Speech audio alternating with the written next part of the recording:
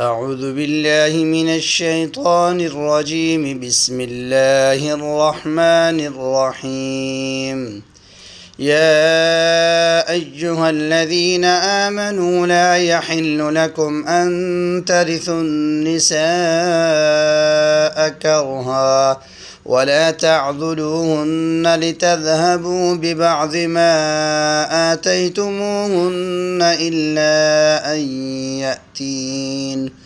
إلا أن يأتين بفاحشة مبينة وعاشروهن بالمعروف، فإن كرهتموهن فعسى أن تكرهوا شيئا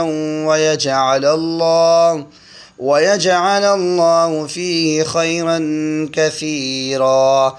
وإن أردتم استبدال زوج مكان زوج وآتيتم إحداهن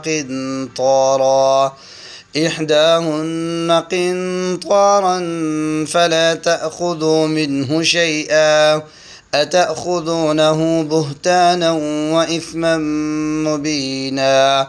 وكيف تأخذونه وقد أفضى بعضكم إلى بعض وأخذن منكم ميثاقا غليظا.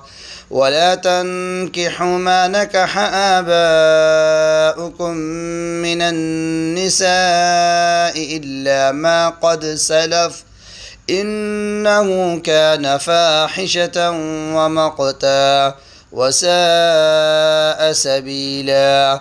حرمت عليكم أمهاتكم وبناتكم وأخواتكم وعماتكم وخالاتكم وبنات الأخ وبنات الأخت وأمهاتكم اللاتي أرضعنكم وأخواتكم من الرضاعة وأمهات نسائكم وربائبكم اللاتي في حجوركم من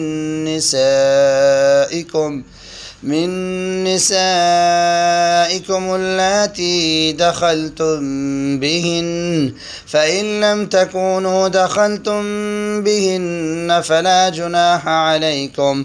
وحلائل أبنائكم الذين من أصلابكم وأن تجمعوا بين الأختين إلا ما قد سلف، إن الله كان غفورا رحيما.